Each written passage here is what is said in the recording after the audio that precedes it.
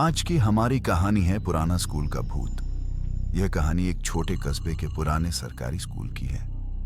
School बहुत बड़ा था, लेकिन उसका आधा हिस्सा कई सालों से बंद पड़ा था। कहते थे कि वहां अजीब अजीब आवाजें आती हैं, इसलिए प्रिंसिपल ने उस हिस्से पर ताला लगवा दिया था। अंधेरी रात और स्कूल का राग कक्षा 10 के कुछ शरारती लड़के अमन, सूरज और विकास ने सुना था कि स्कूल के पुराने हिस्से में रात को लाल आंखों वाली औरत घूमती है। सबने सोचा कि यह सिर्फ अफवाह है।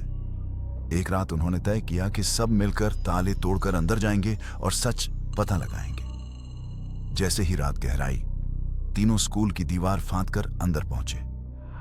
हवा बिल्कुल ठंडी थी और पेड़ों की शाखाएं खड़खड़ा रही थी। दूर से कुत्तों के भौंकने की आवाज आ रही थी। अंदर का माहौल जैसे ही उन्होंने टूटा हुआ दरवाजा खोला, धूल और जाले से भरी अंधेरी क्लासरूम दिखाई दी। दीवारों पर पुराने ब्लैक बोर्ड पर अब भी आधी मिट चुकी लिखावट थी।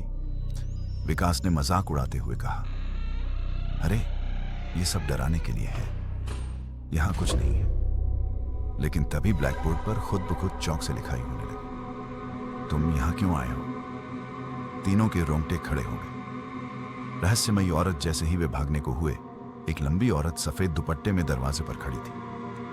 उसकी आंखें सचमुच लाल चमक रही थी। उसने धीमी लेकिन गहरी आवाज में कहा, यह मेरा स्कूल है, तुम लोग यहां क्यों आए? अमन चिल्लाकर दरवाजे की तरफ भागा, लेकिन दरवाजा बंद हो चुका था। औरत धीरे धीरे उनकी ओर बढ़ रही थी। सच्चाई का खुलासा डर से कांपते हुए सूरज ने पूछा, तुम कौन हो? औरत अचानक चीखते हुए बोली, मैं माधवी मैम हूं, इस स्कूल की टीचर थी।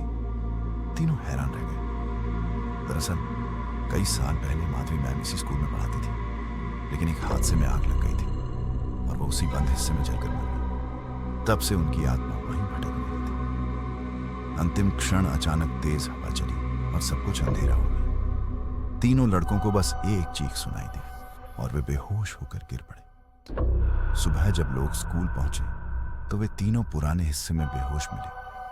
किसी को याद नहीं था कि रात क्या हुआ था, लेकिन एक बात अजीब थी, तीनों के स्कूल बैग पर चौक से वही लिखा हुआ था, फिर मत आओ।